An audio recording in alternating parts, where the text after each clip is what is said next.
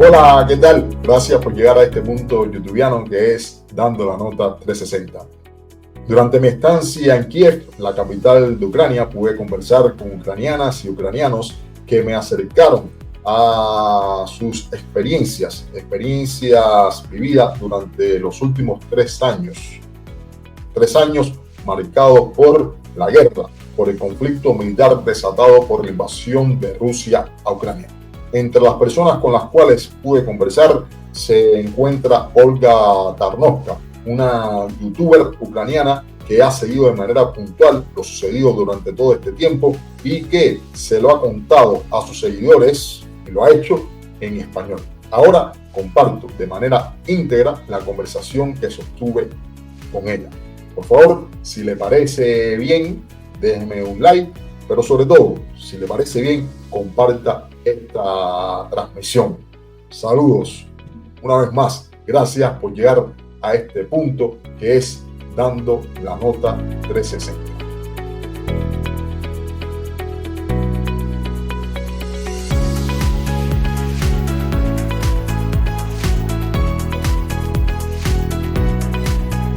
Cuando me decidí emprender viaje, cuando me decidí venir a Ucrania, lo primero que hice, por supuesto, fue tratar de obtener la mayor cantidad de información posible.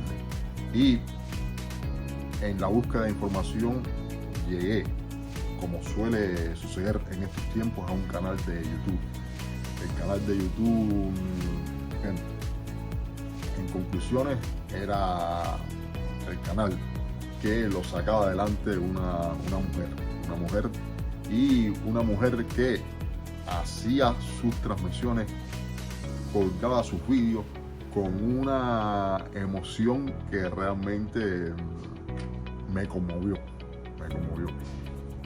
Y me propuse, cuando llegara a Kiev, intentar contactar con ella. Sucede que la persona que me estaba ayudando durante todos estos días, Raidel, conocía a Olga. Y pues nada, he tenido la ocasión, la oportunidad precisamente de poder conversar con Olga, quien está aquí a mi lado. Me voy a ahorrar el apellido, ya se lo dirá Olga, porque me hago un lío fenomenal con la pronunciación de los apellidos ucranianos, así que se lo voy a dejar a ella. Olga, muchísimas gracias por haber accedido a conversar conmigo.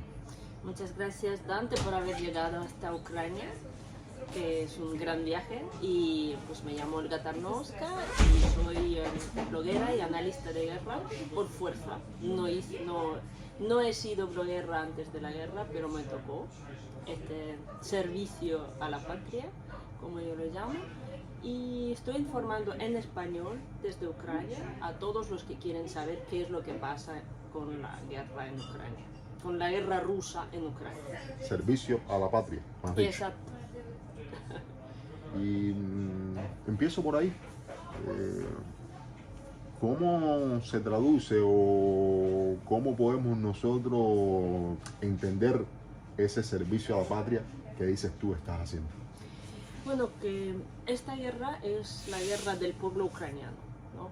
Porque si el pueblo no resiste, el primer día cuando llegó las tropas, cuando llegaron las tropas rusas y no apoya a su ejército, pues Ucrania caería, como todos esperaban, en 3 días.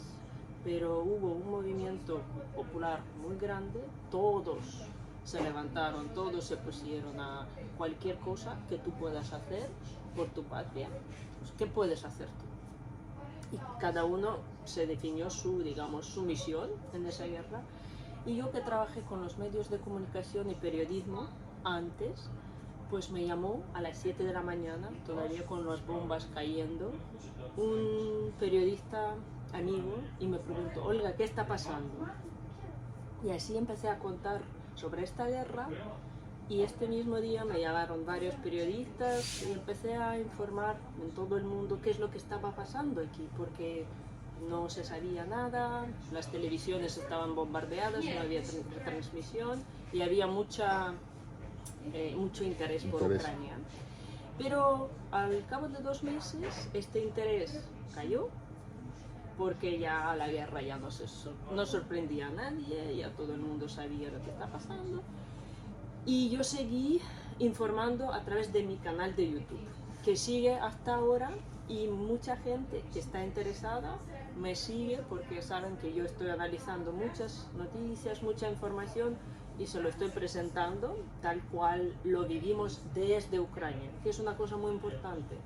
Una persona que está viviendo los bombardeos, la angustia, la ansiedad, todas las emociones de los vecinos, perdiendo amigos, enterrando a los seres queridos, y es muy duro en realidad vivir la guerra y contarla, ¿no? ¿Y nunca te planteaste salir de Ucrania? Yo viví en el extranjero 12 años, en diferentes países, y justo tenía el billete para salir fuera de Ucrania el día 25, que es el día siguiente de la guerra. Pero me decidí quedar porque mi país me necesitaba. O sea,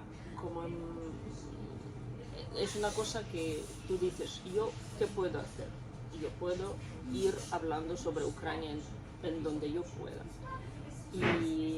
Porque Ucrania necesita muchísimo apoyo por parte de todos los países del mundo, ¿no?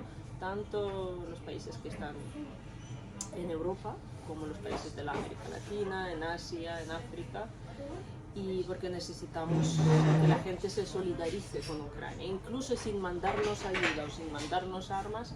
Queremos que la opinión pública esté de nuestra parte, de parte del derecho internacional, de la justicia, de la libertad. O sea, ya tenías experiencia en los medios de comunicación, digamos que en los medios de comunicación tradicionales. ¿Y este canal de YouTube ya lo tenías también, o surgió la idea de comenzar a informar a través del canal cuando comienza la guerra? Bueno, yo empecé a hacer vídeos por Facebook primeros, y este canal surgió porque un amigo periodista me ha dicho: Olga, tienes que ir informando, o sea, no lo dejes, tienes que ir todos los días contando lo que está pasando. Y así nació mi canal de YouTube, que tiene casi 700 vídeos ya. No lo hago todos los días, pero lo hago un día sí, otro no, cuando hay alguna ocasión importante, pero mantengo a la gente informada y explicando, porque hay muchas cosas que la gente quiere saber. Olga, ya entrando en lo que es propiamente el conflicto militar desatado por la invasión rusa, la invasión de Putin, el 24 de febrero del año 2022, quiero que nos ayude a entender, a los que estamos lejos, qué es lo que ha pasado durante estos ya 3 años, casi 3 años y medio. Y en el relato que ha de alguna manera implantado Putin, se mencionan 2 cuestiones. Una, cómo los rusos parlantes eran marginados, eran reprimidos, eso por una parte, y a raíz de ello se sentían, ya decía, reprimidos por las autoridades ucranianas y sentían necesidad de unirse a Rusia. Y vino Putin Salvador precisamente a velar por los intereses de los rusos parlantes en Ucrania. Esa es una parte del relato.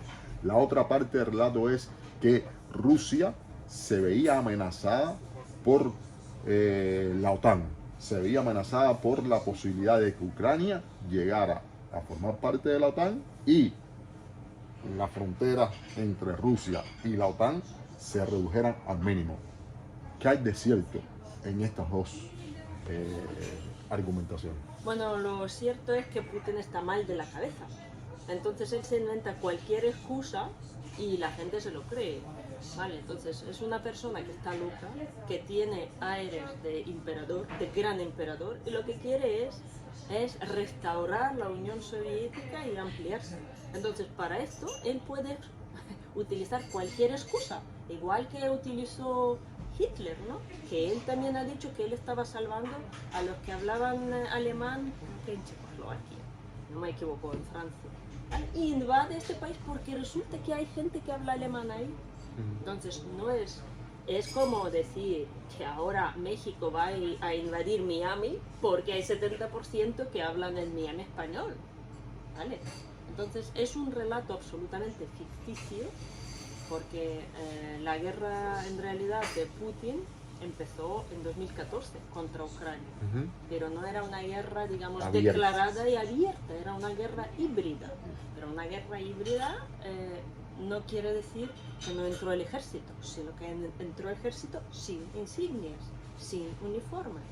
O sea, entonces, había muchísimo trabajo preparativo en las regiones colindantes con Rusia, como Donbass, Luhansk. Pues primero entraban organizaciones prorrusas, luego entraron la gente sin insignias, luego entraron militares rusos, ahora ya lo reconoce, o sea, reconoce que ha sido una operación militar rusa, pero híbrida, ¿vale? Entonces todo lo que él cuenta es una mentira, pero es una mentira que ha sido repetida tantas veces que mucha gente se lo creyó. Te digo otra cosa, mi tío es militar del ejército ruso, mi tío de toda la vida. Ahora está ya aposentado. En 2000 y pico, 2003 o 2004, Rusia estaba haciendo ejercicios conjuntos con la OTAN, con el Putin, digamos, joven, digamos, ¿no? De antes. Sí. Putin quería incluso entrar en la OTAN en su momento, o sea, hubo estos planes, Sí. hubo esa colaboración, pero luego cambió de opinión. Y ya en 2008 él invade Georgia. Y es cuando Ucrania dice, si invade Georgia, a mí también me puede invadir. Y entonces empiezan las movidas en Ucrania que tal vez también deberíamos entrar en la OTAN para que no nos pase lo que pasó en Georgia. Putin bombardeando a civiles, a mujeres en 2008. Y el mundo con los ojos cerrados. Así que ahí cuando empezamos a tomar primeros pasos, pero Ucrania no entró en la OTAN, porque es un proceso complicado, tienen que aceptar todos los países y mucha gente dice, Ucrania debería ser neutral. Ucrania es neutral ahora. ¿Y de qué nos ha servido? De que nos invada Putin y nos pisotee. Entonces, eso es el relato absolutamente absurdo, ¿no? Y Ucrania es un país que tradicionalmente tenía dos idiomas. Hablaban algunas regiones más ruso, en otras regiones más ucraniano. Pero también en Donbass, ¿por qué se habla más ruso? Porque hubo una hambruna en el año 1922-23, y murieron pueblos enteros, pueblos de los ucranianos enteros. Entonces repoblaron Ucrania con la población rusa. Llegaban como trenes y trenes y trenes, y entraban en casas donde Stalin mató a la gente de hambre, y entraban los rusos en sus casas. Entonces, por eso hay algunas regiones que tienen esa población ruso hablante, como dice, repoblada, ¿no? que la Unión Soviética traía aquí. Pero ninguno, me puedes decir tú, que tú hablas ruso. Yo se lo digo en la entrevista. Sí, aquí Raiden, ¿no? Que él va hablando ruso en todas partes y jamás ha sentido... Nunca, ¿no? Entonces, todo es una mentira solo para justificar esa guerra. La relación entre Rusia y Ucrania ha sido una relación difícil, tormentosa. Y para hacer esta relación, digamos que más distendida, surgieron entonces lo que se conoce como los acuerdos de Minsk, acuerdos de Minsk 1, acuerdos de Minsk 2. Y esa es la otra gran argumentación, de que Ucrania violó los acuerdos, violó los primeros acuerdos y también violaron los segundos acuerdos, esos que se firmaron en el año 2014. ¿Qué hay de cierto en cuanto a violación? ¿Es ambas partes lo han violado? Creo que los segundos acuerdos, la gente habla más de los segundos acuerdos, Los de 2014. ¿no? Creo que de 2015. puede ser. Sí, los que se firmaron con la Con intermediación, Poroshenko, Angela Merkel y Hollande. Sí. Esos acuerdos han sido unos acuerdos imposibles de cumplir, tanto por parte de Rusia como por parte de Ucrania, porque han sido creados de tal manera, si tú cumples esto, yo cumplo esto. Entonces era como un juego que Ucrania no cumplió porque Rusia no cumplió, ¿vale? Entonces no es que Ucrania no cumplió unilateralmente, es porque todo estaba muy vinculado y muy bien pensado. El presidente Poroshenko es muy astuto, es un tío brillante.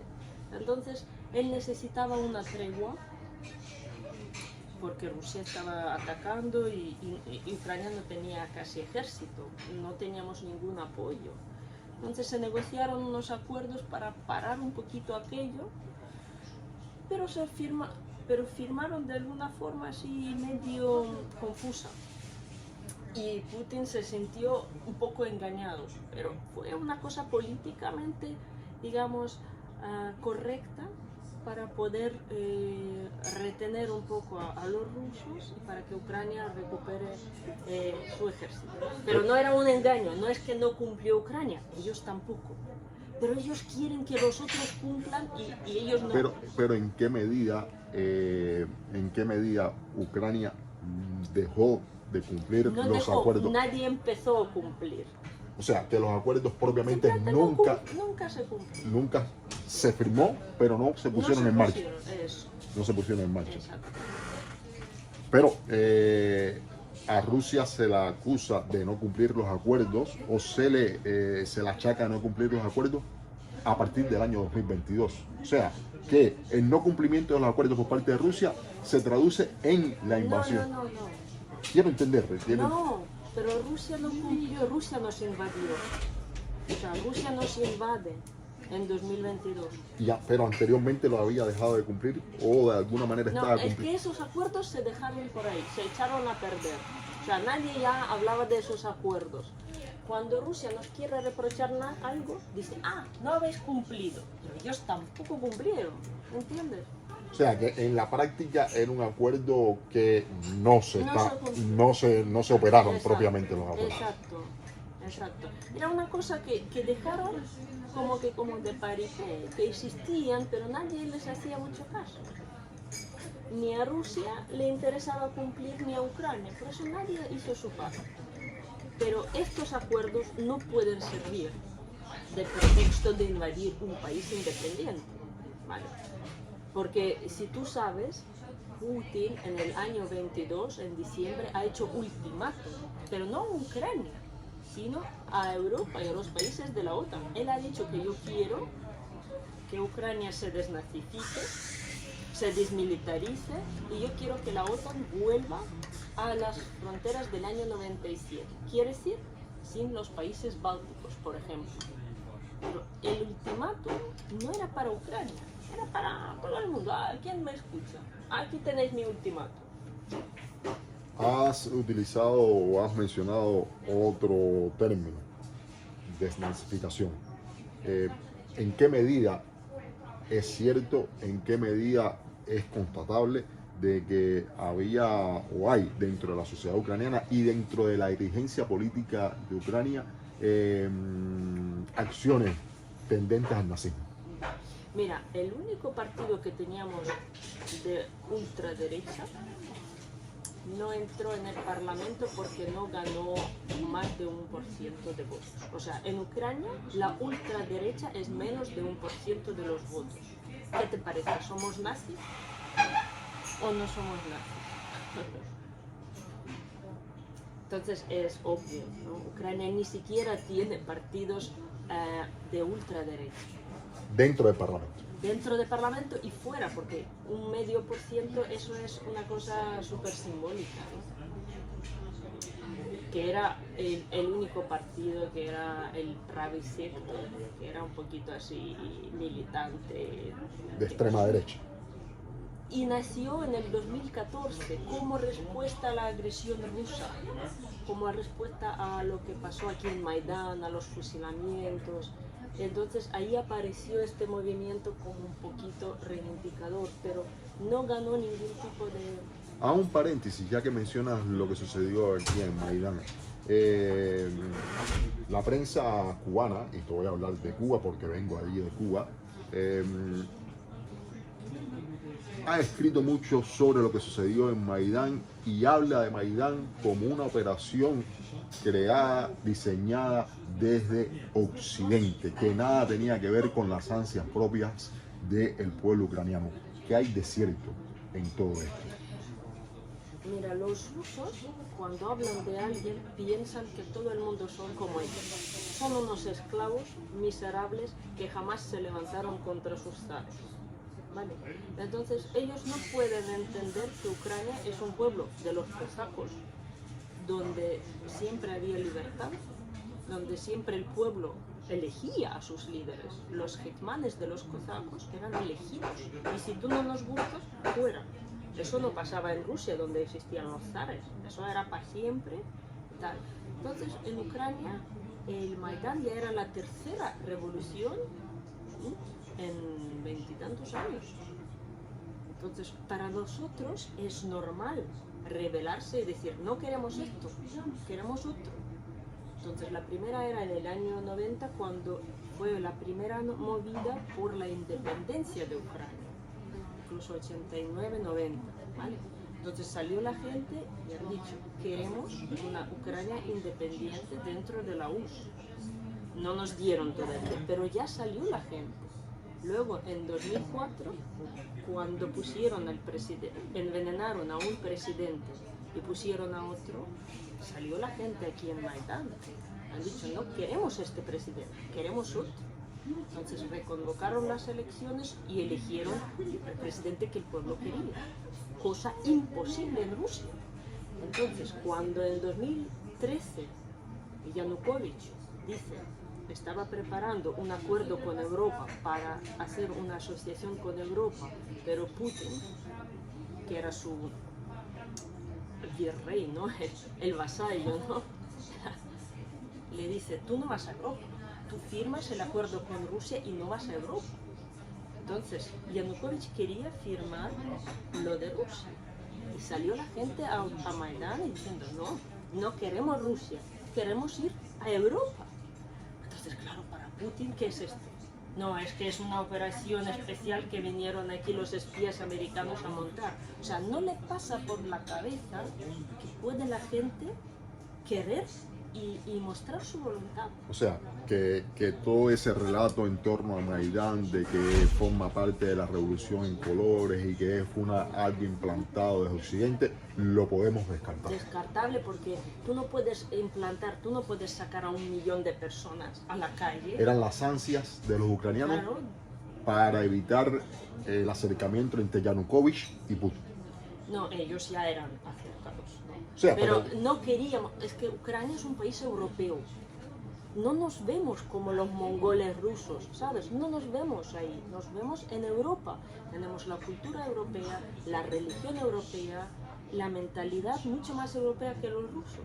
Entonces, para nosotros, el volver a firmar acuerdos con Rusia, con todos los países que están controlados por Rusia, era volver al pasado soviético. Y nuestra juventud, que son los estudiantes que salieron en realidad a la calle, no lo querían. Y salieron con banderas europeas. ¿Esto qué es para ti? ¿Eso es nazismo? ¿Eso qué es? ¿Es un complot norteamericano? No, era una decisión y una voluntad de querer ser Europa. Regreso al conflicto bélico. Y en cuanto a la posibilidad de que hagan fuerzas nazis dentro de Ucrania y por tanto Rusia tiene que desnazificar Ucrania, para apuntalar ese criterio se habla mucho de la brigada Azov. A mí me llaman nazis, a mí me llaman ucronazis en los comentarios, porque yo defiendo mi pueblo. Yo defiendo al pueblo ucraniano en una situación de invasión, ¿me entiendes? Entonces, Azov no puede ser nazi por un motivo. ¿Qué es para ti un nazi ucraniano? Descríbemelo. ¿Cómo lo es? No, me resulta, sería? no, me resulta, si ya que me estás preguntando, me resulta casi que imposible describir un nazi ucraniano porque no tengo elementos de ningún tipo como para apuntar a que hay una facción nazi en Ucrania ni nada por el estilo. Incluso la simbología que se pudo haber utilizado tampoco me sirve como para, en definitiva, atestiguar, apuntalar el criterio. Entonces, quiero pues que nos ayudes a entender. Vale, mira, es que yo he hecho muchos blogs explicando lo de la brigada de Azov, que me da mucha pena, porque la brigada de Azov, Azov es el mar de Azov, ¿vale? Y nació en la ciudad de Mariupol. Entonces Rusia en 2014 primero invadió Crimea, ¿vale? Y luego invadió a algunas ciudades en la región de Donetsk. Mariupol es un puerto en la región de Donetsk, ¿vale? Que tenía mar, pero ya en el sur de esta región. Entonces, los rusos entraron en abril en esa ciudad sin insignias, ¿no? Como si fuera una operación una bandera. operación sin banderas. Y entonces la gente local, que eran fans del Fútbol Club Ilyichovsk, que era de Mariupol, de Shakhtar, chicos deportistas, o sea, gente joven, incluso de 16 años, o sea, se juntaron en como bandos, ¿no? Para ofrecer resistencia a estos tíos que no llevaban todavía insignias, ¿no? Que era como un bando entrando en tu ciudad. Entonces, lo de Azov nació así. Es una ciudad que hablaba ruso, que no tenía ninguna ideología, cero ideología. O sea, me estás diciendo que esas personas que se opusieron a los que llegaban a intentar ocupar la ciudad, también eran rusos, claro, rusos parlantes. Claro, eran rusos parlantes, eran su ciudad. Es una ciudad que estaba ahí en la frontera, era una ciudad obrera, pero estaba muy bien, muy bonitita. Tenía su puerto, tenía su industria y tenía gente que estaba dispuesta a defender su ciudad. Incluso dicen que algunos policías encabezaron, o sea, los policías que siempre se pelean con los fans de fútbol, se pusieron juntos con estos fans, y los fans de fútbol, tú sabes cómo son, tienen tatuajes, porque son hinchas, ¿no? O sea, son gente joven que se va ahí, entonces, claro que tenían tatuajes, algunos tenían mucha testosterona y muchas ganas de pelearse con los extraños. Y así nació Azov. Y se vistieron de negro para ir reconociéndose unos a otros. Entonces, por eso, los rusos enseguida empezaron, hay una cosa nazi, que están vestidos de negro. Pero no, era una cosa para que ellos se coordinen y que sepan, este es nuestro, este no está... ¿Vale? ¿Y la insignia? Y la insignia entró mucho después. O sea, esa brigada, digamos, improvisada, que luego se llamó Azov, y luego ya empezaron las insignias y cosas que no duraron mucho. Porque ahora el Azov, o sea, en 6 meses, después de ellos libraron Mariupol, ¿vale? Entonces, cuando hablamos del batallón o brigada de Azov, su base de entrenamiento fue en Mariupol. Por eso, ellos defendieron la ciudad en el 2022. O sea, tradicionalmente es su ciudad, es su tierra. Y muchos de ellos ni siquiera hablan ucraniano. Hablaban, ahora a lo mejor pasa. Y tuvieron un tío que era un poquito políticamente comprometido, que entró, luego salió de Azov y tal vez le dio un poquito de este sentimiento radical, ¿no? Pero en noviembre o diciembre del mismo año 14, este grupo de gente que estaba luchando, ya empezamos la guerra. En Donetsk ya había guerra. En Donetsk ya entró el ejército ruso, estamos hablando de 2014. Esa gente se incorporó a la Guardia Nacional como el batallón de Azov. Vale. Entonces, cuando hablan de este grupo como neonazi, es una mentira. Pero claro, es una brigada de élite que se transformó en 2015, ya empezaron a entrenarse como una fuerza profesional, con su disciplina, con su jerarquía. Incluso ya ahí entra un poco de ideología. Somos la fuerza que defiende Ucrania, somos tal cosa. Empezaron a hacer sus ritos, yo que sé, van con antorchas y cosas así. Y ahí, claro, la propaganda rusa dice, mirad, esos son los nazis ucranianos. Pero si no hubiese entrado Rusia a Ucrania, no nacería, no hubiera nacido Azov. Azov nace como una respuesta a las a pretensiones. la pretensión. Incluso una ciudad que hablaba ruso y sigue hablando ruso. O sea que los miembros del batallón, en su mayoría, cuando surgieron, y todavía hoy, su idioma materno. Hoy ya como entraron en Guardia Nacional, ya iba cambiando la cosa, porque eso ya son parte del Estado, ¿no? Un organismo del Estado, y ellos ya son, ahí hay ya gente de todo. Aprovecho. Pero también hay gente que habla ruso, hay judíos en el batallón de Azov. Aprovecho ya otro paréntesis. El idioma oficial en Ucrania es el ucraniano y es de obligatorio uso en las instituciones. Sí, pero la gente, mira, yo acabo de salir del hospital militar. La mitad de los militares hablan ruso, porque son de las zonas rusohablantes. Entonces, esto es una mentira, que aquí se recriminan las personas. O sea, oficialmente, en el Parlamento, en los medios informativos y tal, hay que hablar ucraniano, pero después en la vida diaria, las personas hablan indistintamente ucranianos y rusos sin que eso represente ningún tipo de problema. Y a propósito, para nosotros enterarnos de lo que de las mayores cantidades de detalles posibles, hay mucha diferencia, y esto es otro paréntesis, hay mucha diferencia realmente entre el ruso y el ucraniano.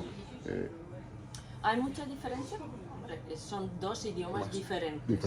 Pero aquí en Ucrania todo el mundo entiende los dos idiomas y muchos hablan dos idiomas fácilmente. Pueden pasar del ruso a ucraniano sin problema.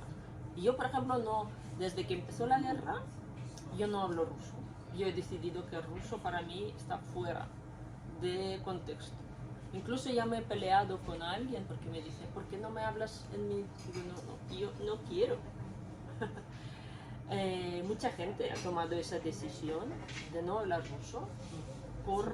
Es una forma de resistencia y una forma de decir, yo soy diferente de esta gente que viene a matarme.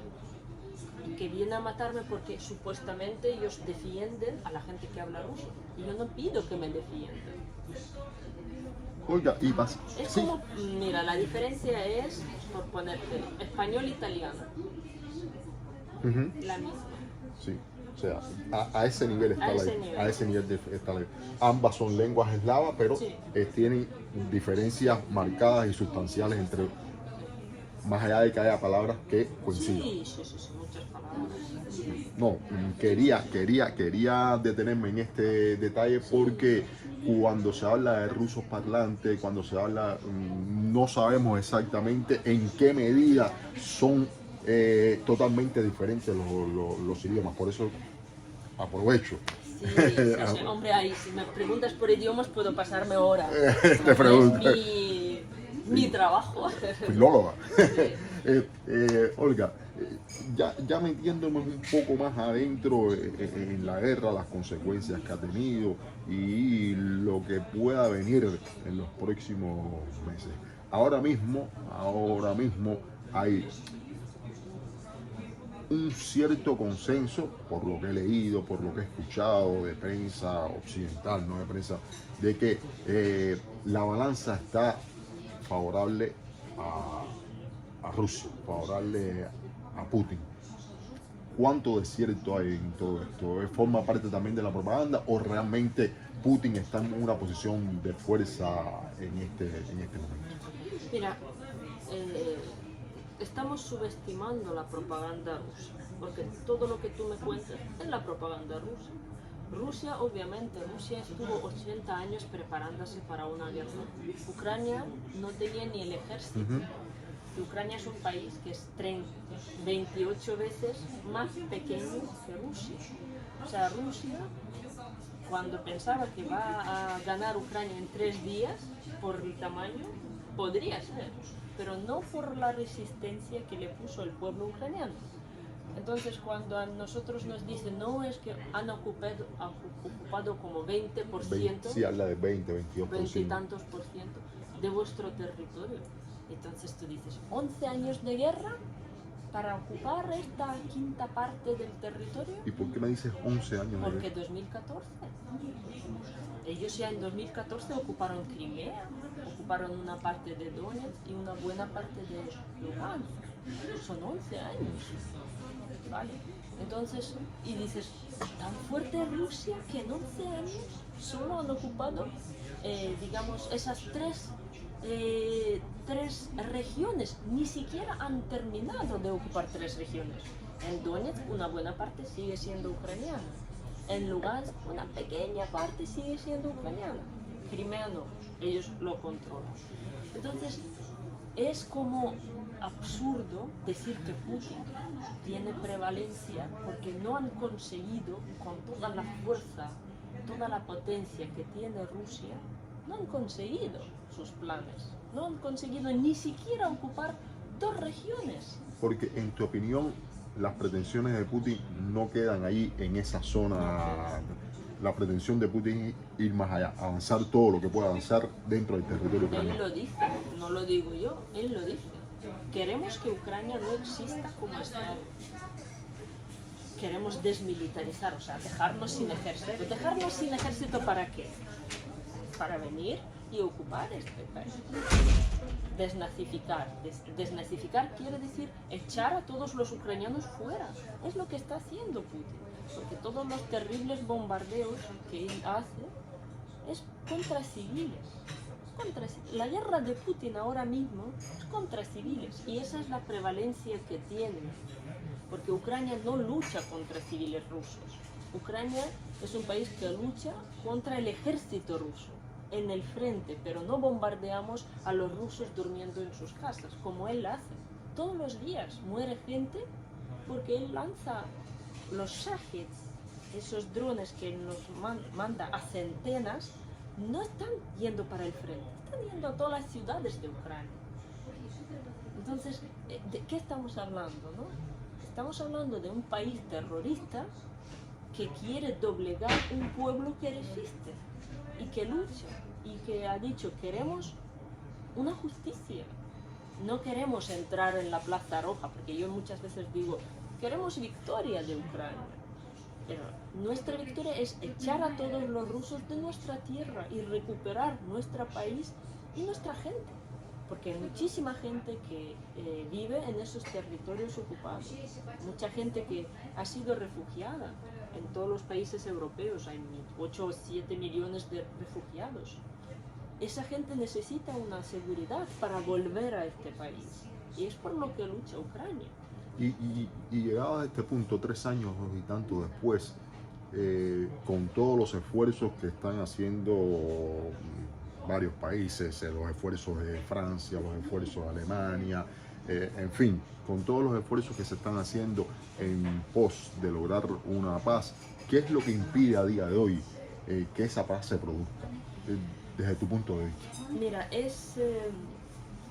yo desde el segundo 1 de esta guerra y hasta el final de esta guerra, yo estoy pidiendo armas. Ucrania jamás ha recibido armas para poder ganar esta guerra. Nos siempre dan armas a cuentagotas, para desangrarnos, pero no para ganar a Rusia. Aunque hay armas para dar a Ucrania y para que podamos expulsarles de nuestra tierra. No estamos hablando, no queremos su territorio, no queremos nada que ellos tengan, que se vayan, que nos dejen en paz. Entonces, nunca ha habido un consenso, ni con Europa, ni con los Estados Unidos, de que a Rusia hay que meterla a su casa. Eso nunca existió y yo no sé si existe. Bueno, y claro, y ahora la situación se complica mucho más por la posición que está tomando Trump. porque si bien es cierto que Biden nunca llegó hasta donde hubieran querido los ucranianos, no se puede dejar de reconocer que estuvo apoyando desde que comenzó la guerra a los ucranianos. Ahora, con la presencia de Trump, ¿qué esperan ustedes de los Estados Unidos? Si Estados Unidos retira el apoyo a Ucrania, si Estados Unidos abandona su posición de mediador, ¿seguirán los ucranianos? No tenemos otra opción. Tú tienes la opción, o mueres o luchas. ¿Tú qué elegirías? O huyes. También es una opción que todos los ucranianos podemos decir, pues, a partir de mañana queremos huir a Europa y nos vamos todos a Europa con nuestras maletas. Pero de momento no hay otra. Porque mira, imagínate, me tomas a mí, ¿no? Que yo he estado aquí, mi padre estuvo en el militarizado, mi sobrino está en el ejército, y yo estoy con un blog explicando la verdad de la guerra. ¿Tú crees que si vienen las tropas rusas, qué destino me espera a mí personalmente? La cárcel es lo más suave que yo puedo esperar. Y así millones de personas, porque todos hemos luchado contra Rusia. Y Rusia jamás perdonará a las personas que han luchado contra ellos. Eso es lo que le fastidia a Putin, que tiene un país entero luchando, que no levantó los brazos y ha dicho, vente, yo estoy dispuesta a aceptar todo. Entonces, nunca Ucrania ha recibido suficiente ayuda y lo que queremos es que el mundo vea esa guerra como una amenaza existencial. Es un país autoritario, un país neocolonizador que quiere seguir su política y destruir otros países. Entonces queremos que Europa se solidarice y apoye a Ucrania si en el caso de que Trump quiera salir del juego. A propósito de Trump, durante 3 años hemos estado pendientes de lo que está sucediendo en Ucrania, con mayor o menor intensidad. Pero yo en lo particular me propuse venir a Ucrania a raíz de lo sucedido en la Casa Blanca, a raíz de aquel encuentro que terminó de manera abrupta y para nada amigable entre Trump y Zelensky. Desde tu apreciación, desde tu conocimiento de lo que ha estado pasando durante todo este tiempo, ¿qué justifica de que Trump reconozca más el discurso de Putin y no las pretensiones genuinas de los ucranianos? Bueno, porque Trump en el fondo está admirando a Putin, porque le gustaría tener este poder absoluto en su país que tiene Putin. Entonces, él simpatiza a nivel personal a Putin. Todo lo que él ha hecho hasta ahora es intentar decir, bueno, tú y yo nos entendemos, somos grandes, somos potentes, vamos a cerrar esto y vamos a hacer cosas. Entonces él está intentando pues, hacer algún tipo de acuerdos, negocios, tratos con Putin, pero Putin no se interesa por esto, entonces va a ser que no. Y cuanto Putin le considera tonto a Trump, o sea, cada vez que Trump le propone alguna cosa, Putin le dice, como ahora, ¿no? Como Europa y los Estados Unidos han propuesto una tregua a partir de mañana de 30 días y sale Putin y dice, no, a tomar por saco la tregua, yo quiero unas negociaciones con Ucrania, o sea, siempre es imponerse por encima de Trump. Entonces sigue este juego. Alguien me dijo de que no eras muy partidaria de Zelensky, pero te viste representada por Zelensky en aquella reunión. Yo no soy partidaria de Zelensky como muchísimos ucranianos, pero él es presidente de un país en guerra y toca apoyarlo.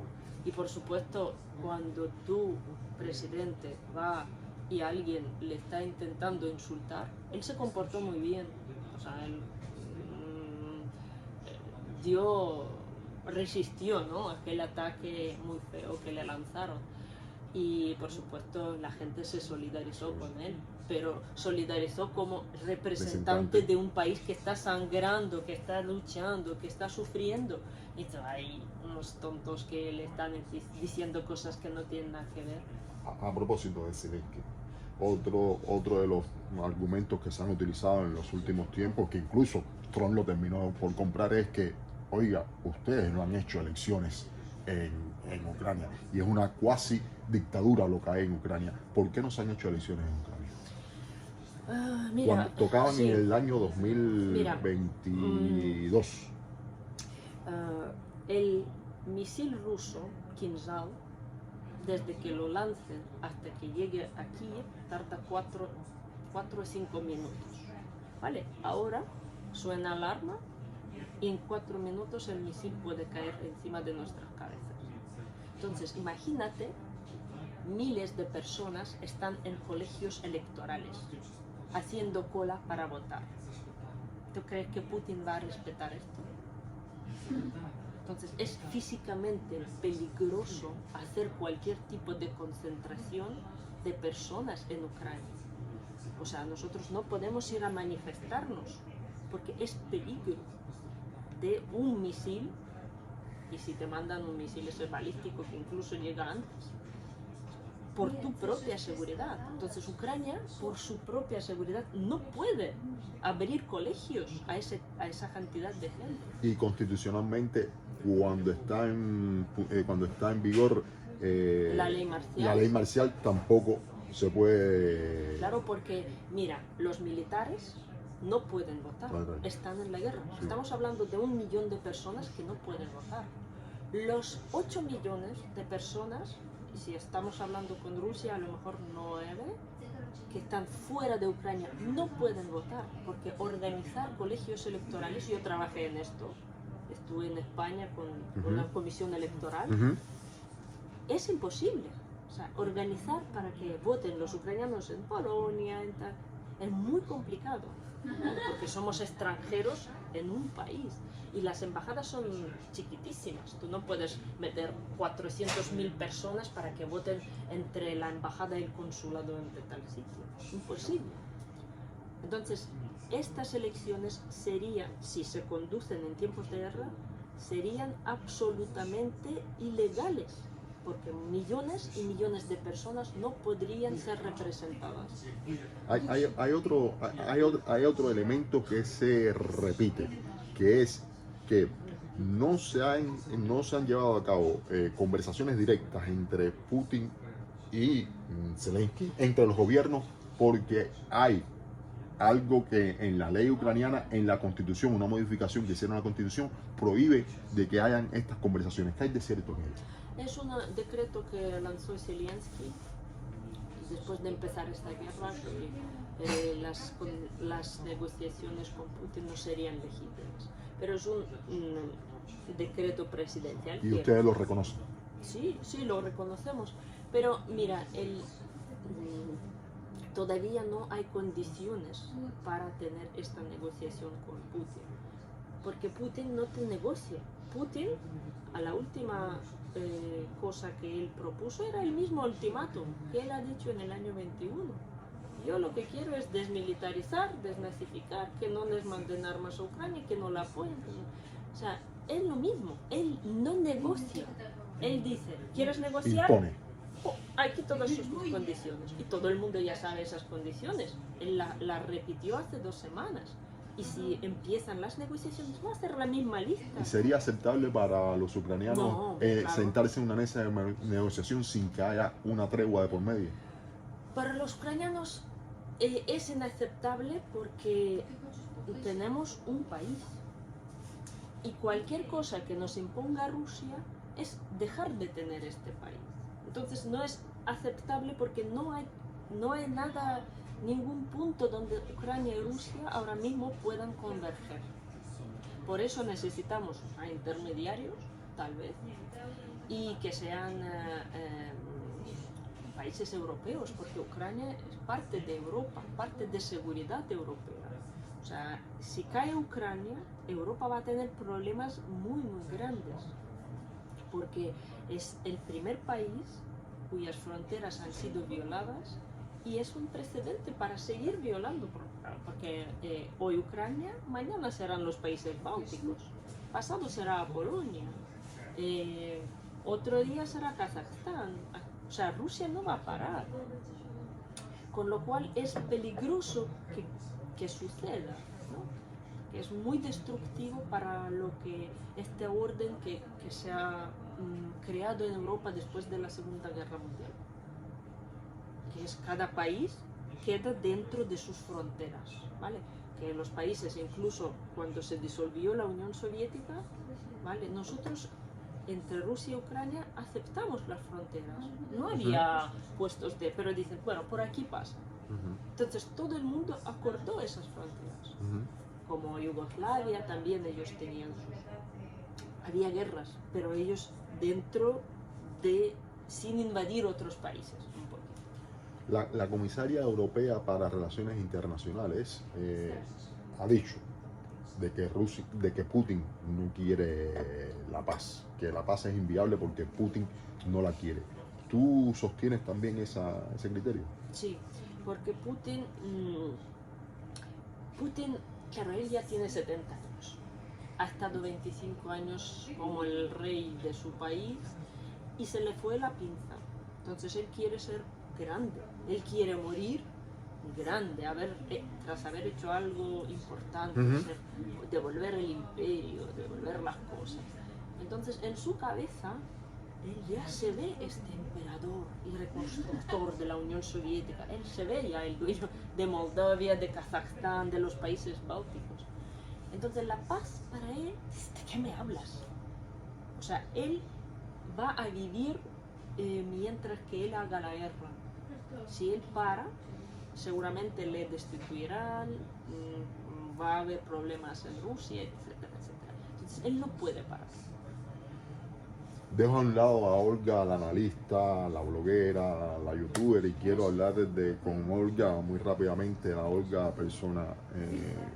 ¿Cómo has vivido tú estos 3 años? Familiares tuyos han estado en el frente. En definitiva, ¿cómo ha sido el día a día de Olga, la ucraniana, en estos 3 años? Bueno, tú no vas a desear a nadie vivir la guerra, porque hemos envejecido en esos 3 años como 10 años, que es un desgaste emocional, un desgaste físico. Pues, por ejemplo, aquí había 6 o 7 meses, todas las noches te despiertan 4 o 5 veces. Te digo a nivel fisiológico, ¿no? No es normal para un ser humano que le despierten alarmas, explosiones, etc. No es normal para un ser humano ver funerales todos los días, porque hay soldados que han fallecido. No es normal ver a los niños correr al refugio todos los días, los niños chiquititos. Entonces es un desgaste humano muy grande. Yo creo que aquí mucha gente está con problemas psicológicos, de ansiedad, de depresión, de bajos ánimos. Lo escondemos, ¿vale? No lo vamos mostrando, ¿no? Que estamos de esto, porque tú no vas a estar llorando. ¿Tú qué vas a llorar si, yo que sé que voy a llorar yo si mi sobrino está en el frente, está en una trinchera, está pasándolo mal? Yo no tengo ese derecho de llorar aunque me apetezca, o sufrir, o decir que yo estoy pasando mal, porque sabes que hay tantas personas que lo pasan peor que tú, o como yo voy al hospital y veo a los chicos jovencísimos sin 2 piernas y que todavía le queda una recuperación y nunca va a ser su vida la misma, ¿no? Entonces nuestra vida ya no va a ser la misma nunca más. Entonces, Nunca más. Nunca más, nunca más. Y eso es un gran trauma colectivo que todavía no somos ni conscientes. Porque me quedo ahí, porque ¿cómo te imaginas la vida después de que se alcance la paz? ¿Cómo te imaginas la vida posguerra? Pues la vida posguerra, todo el mundo tiene que recuperarse psicológicamente, vivir todos los traumas, las pérdidas. Tú ten en cuenta que hay millones de personas que han perdido casas, que es mi casa, yo la construí con millones de personas que han perdido sus seres queridos, ¿vale? Y esto no se recupera. Entonces tenemos que vivir con todas, aprender a vivir con estas heridas, aprender a curar estas heridas a otras personas, porque van a volver también veteranos que van a tener problemas psicológicos. Hay que socializarles, hay que ayudarles, porque ellos tienen, yo qué sé, problemas de salud, tienen heridas, amputaciones, tienen problemas psicológicos.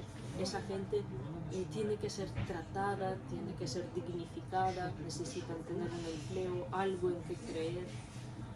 Entonces Ucrania tendrá incluso, ahora mismo el territorio de Ucrania tiene el territorio como Portugal minado. O sea, tardaremos a lo mejor más de 100 años solo para quitar minas y proyectiles y todo lo que puede explotar. Sin embargo, me impresiona muchísimo la vitalidad que hay en Kiev. Me impresiona que es una ciudad que está pulcra, limpia, con un movimiento tremendo. Eso realmente me impresiona. Esa es otra manera de ustedes enfrentarse a Putin. Claro, eso decir, no nos vas a doblegar. Y eso no solo pasa en Kiev, pasa mucho, por ejemplo, en Kharkiv, que está a 40 kilómetros de la frontera con Rusia. Kharkiv sufre todas las noches tremendos ataques y bombardeos, pero la gente se levanta con la escoba, con todos van limpios y siguen viviendo. Y abren sus cafeterías aunque ya no tengan ventanas, pero abren porque hay que seguir. O sea, la guerra está ahí, pero no nos podemos dejar dominar por esta guerra, ¿sabes? Hay que imponerse y por eso Putin no puede. Y por eso él tiene esa guerra contra civiles, para que nosotros no podamos tener esa vida normal como tú dices. Hoy vienes tú. Hemos conversado, estoy conversando contigo después de haber estado tú todo el día en el hospital con militares. Ahora mismo, ¿cuántos heridos? ¿Cuál es la situación de los militares que están hospitalizados? Hombre, yo no puedo decir cuántos heridos porque yo no domino. Sí, es un claro. hospital muy grande, pero claro, en cada ciudad hay hospitales habilitados para militares. O sea, todos los hospitales civiles ahora acogen militares. Se han creado nuevos centros de rehabilitación, de centros donde las personas pueden tener prótesis. Tenemos a lo mejor, yo qué sé, 200.000 personas que necesitan prótesis. O sea, imagínate. Esas personas que necesitan un brazo, 2 brazos, unas piernas o 2 pieles. Entonces es un trabajo, una carga social que Ucrania también tiene que gestionar. Quiero decir, porque esas personas necesitan no solo un tratamiento, sino también un sentido para vivir después de la guerra. Olga, ya no quiero robarte mucho más tiempo, pero hay 2 preguntas. Pudiera hacerte miles de preguntas, ¿no? Pero cuando suenan las alarmas, como sucedió hoy a las 6:50 de la mañana, que se repitió después a las 1:48, ¿qué es lo primero que piensas? Bueno, hoy no me dejaron entrar en el hospital, porque cuando suena alarma ellos cierran. Ah, ¿verdad que sí? Sí, ellos cierran y dicen, nadie entra y tal. Entonces, nosotros ya estamos acostumbrados. A mí, el único pánico que a mí me entró una vez es cuando nos lanzaron estos misiles que yo te dije, que iban muy rápido. Sonó la alarma y yo vi que los niños pequeños de la guardería no llegaban. El misil ya estaba sobrevolando mi casa y los niños no llegaron al refugio todavía. Entonces eso da mucho pánico porque yo no bajo al refugio. Yo he decidido, cada uno se elige su forma de interactuar. Sí, hay gente que en mi casa vive gente que todos nos suena alarma y yo escucho ascensor.